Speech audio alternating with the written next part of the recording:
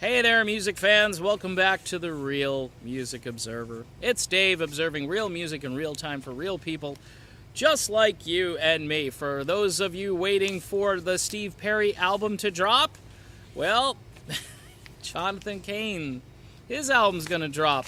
I know Arnell's got an album that's going to drop. It's like everybody except for Perry. I know Neil Sean is probably working hard, maybe, or maybe not, on a blues-based album, I hear. So we'll find out if that's true or not. And Steve Perry, crickets. Anyway, a brand new album from Jonathan Cain is coming out. It's called Unsung Noel. Cain, longtime keyboard player, rhythm guitarist for the band Journey, co-writer of the #1 all-time iTunes downloaded song, Don't Stop Believin'. Brand new album will be released October 13th. Wouldn't it be awesome if I was saying the new Steve Perry album will be released on October 13th? See, when you release an album for consumption, you start talking about it now, and you release it in October so folks can buy it for Christmas. Just saying. So it doesn't look good for the Steve Perry album, does it? No.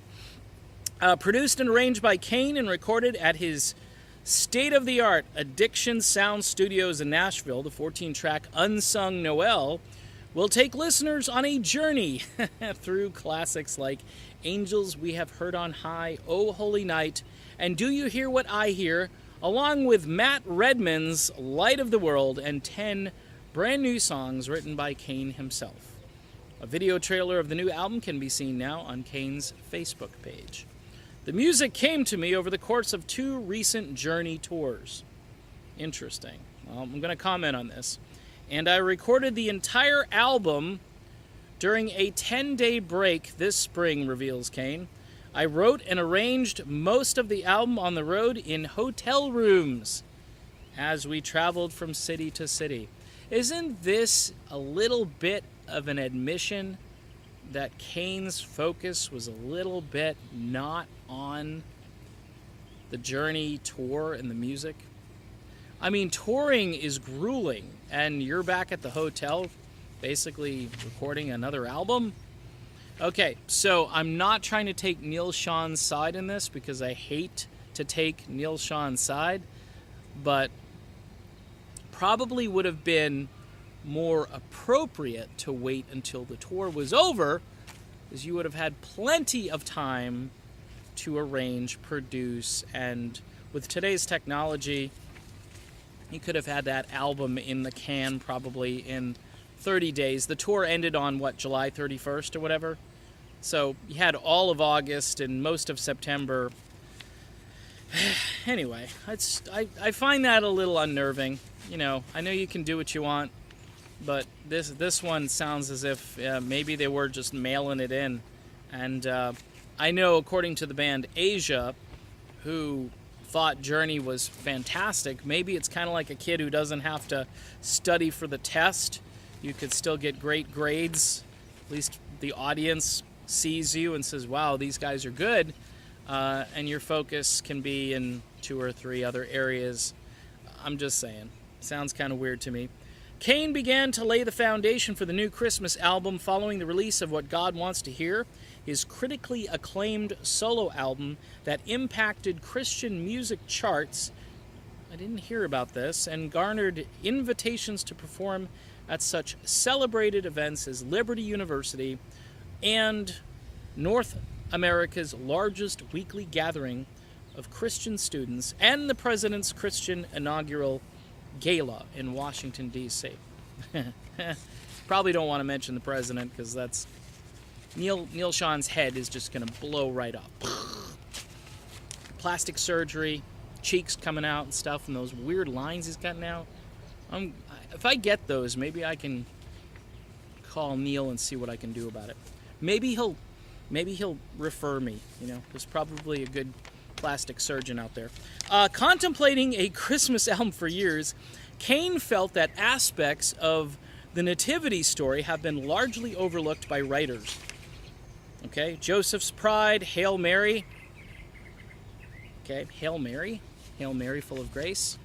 From Unsung Noel, that's the name of the album. For instance, tell the story from the perspective of Jesus' earthly parents, while the album's title track is a new song of praise. Here's a track listing. This is the Heart of Christmas, Star of Bethlehem, Emmanuel, Angels We Have Heard on High, Joseph's Pride, It's Only Christmas When, Unsung Noel, You Shall Call His Name, Hail Mary, O Holy Night, You Came to Reign, Light of the World, The Night Love Came Down, and Do You Hear What I Hear? Following the release of Unsung Noel, Cain will release his first book in the spring of 2018, a memoir with Zondervan Publishers. The first book from a member of Journey. Cain will share his personal story and path to faith, as well as behind-the-scenes stories of his 36-year career with Journey. Look, I'm a nominal Christian. I'll be honest. I believe all the right things, but I'm not jumping off a bridge with enthusiasm, which those two things typically don't go together unless the bridge isn't too high and the water is right below you and it's fairly deep and you can kind of splash and not hurt yourself. Look, I want to say I'm enthusiastic about what Cain is doing. I'm not upset that he's doing what he's doing. I just think that listening to all of this talk, it sounds like Cain kind of had his foot out of the Journey bus before the bus had completely stopped. And for all of Neil Sean's just inane bluster and all of this crap about the White House visit, if I were Sean, I would have focused more on the commitment to the band than all this political crap, which is more or less just divided all of the fans. Talk about work ethic. Talk about commitment to the product on the field. Don't talk about, things that most people are just already ticked off about. Don't bring politics into it. The more you bring politics into anything, and the NFL is going to find this out, by the way, the more you bring politics in, the more people are going to tune you out and turn you off. And if you want to pay all those debts you have, Neil, your best bet is to focus on what's most important. Jonathan Cain, my little advice to you would be stick to the music that made you great. These albums might be good. I think they're better in most people's eyes and ears because you're a name brand. You're a household name. Jonathan Cain of Journey records album. Okay? I would prefer to hear, they mentioned Matt Redman.